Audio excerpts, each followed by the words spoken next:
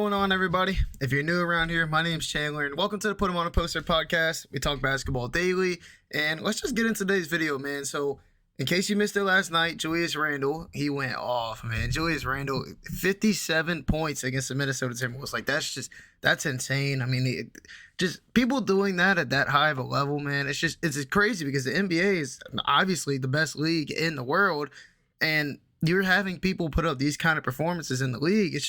It truly is insane. But, looking at the game yesterday, they lost, unfortunately, which sucks because it was to an injured Minnesota Timberwolves that doesn't have Karl-Anthony Towns. It doesn't have Anthony Edwards now for the rest of the season. So who knows what's going to happen with them in terms of making a play-in and all this stuff. But Julius Randle, 57 points on 19 of 29 shooting, 8 of 14 from 3, 11 of 13 from the free throw line. Only had 1 assist, which is kind of funny, but makes sense. And then he had 4 rebounds. You had a couple other big-time performances. You had Jalen Brunson with a 23-point, 10-assist game, 9 of 18 from the field. RJ Barrett, who hasn't, I love you, Parker, if you're watching this, but he just hasn't really made it too big of a step. And obviously, he didn't really need to score the ball a lot yesterday, considering Julius Randle was going absolutely ballistic. But RJ Barrett, only 13 points, 2 rebounds, 3 assists. And looking at the Minnesota Timberwolves, Taurean Prince just went ballistic himself. 35-point game, 12 of 13 from the field, 8 of 8 from 3. Only missed 1 free throw on the night as well. Had 5 rebounds, 2 assists. I mean, Jaden McDaniels, he had himself an 18-point game. Mike Conley, 24 and 11 on the night. Rudy Gobert, 16 and 7. Kyle Anderson had 10 himself. They had a 12-point game from Naz Reid off the bench. Jalen Noel had a 14-point game. So, obviously, the biggest problem with the New York Knicks was their defense this game. But that's not the main point of this video. The main point of this video, and I wanted to bring this point up because I wanted to ask everyone what they thought. What generally classifies or what classifies a player as a superstar? Because, yes, don't get me wrong. You have these players like Julius Randle. You have these players like Lauri Markkanen, who they can go off any night. They can lead your team to wins. They can make your team a playoff team. But they're obviously not the superstars. And that's the main point of this video is what makes a player a superstar. And looking around the league, there's pretty obvious and pretty notable guys that you can name. I mean, you have LeBron James. You have a guy that's a 4-time champion, a 4-time Finals MVP, a 4-time normal MVP. I mean, that's the type of player right there. You have Giannis Antetokounmpo, a 2-time MVP, 1-time Defensive Player of the Year. You got Nikola Jokic, 3-time MVP. Joel Embiid, who is a superstar, but unfortunately hasn't got his MVP due to Jokic, but I think he's going to end up getting it this year. He's looking really solid as of late. You got Kevin Durant, a 3-time MVP, 1-time MVP, 3-time champion. I mean, you have these guys, and the thing that I judge superstars off of is, do you feel confident in this player to go win you a game, go win you a playoff series? And you look at those guys that I named, they can do it. They can do it easily. And so there's a fine line. Like, LeBron James has carried his teams to the finals multiple times.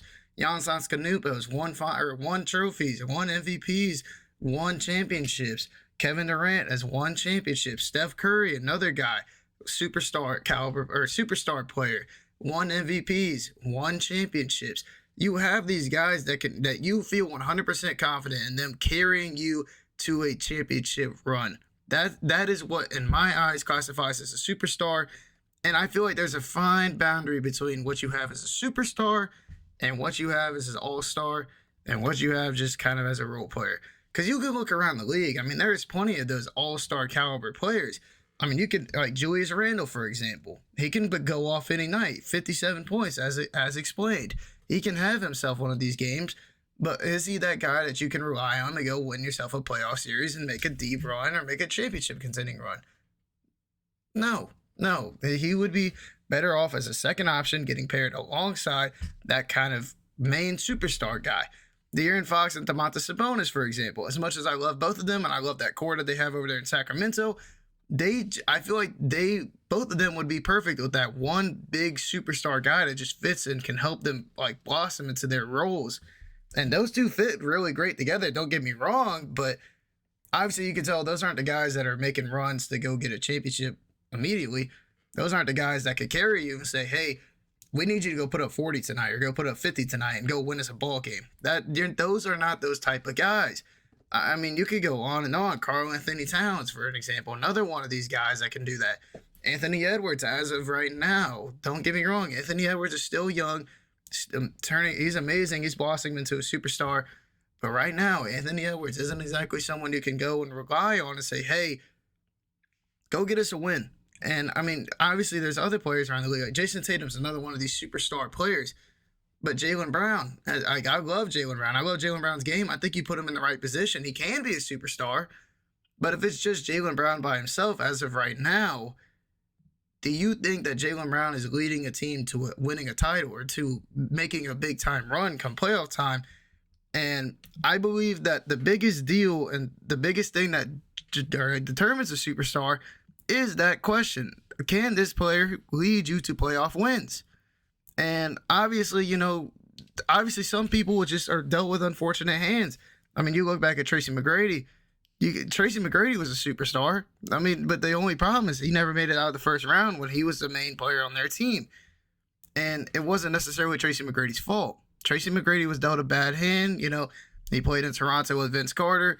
Once Tracy McGrady started to come out of the limelight, he already left to go to the Magic while Vince Carter was in the prime of his career. And the Magic just situation wasn't great. Obviously, you bring in Grant Hill, who's supposed to come in and be that guy alongside him. Grant Hill barely plays. He's been dealing with a ton of injuries. By the time Tracy McGrady leaves, they go to Houston. Dwight Howard gets drafted there, who turns into a superstar himself. And he goes alongside, plays with Yao Ming. Yao Ming's career gets cut short pretty quickly with injuries. So obviously sometimes it's just bad luck. Sometimes you just have terrible luck and you can be a superstar talent, but you're not going to be dealt the right hand.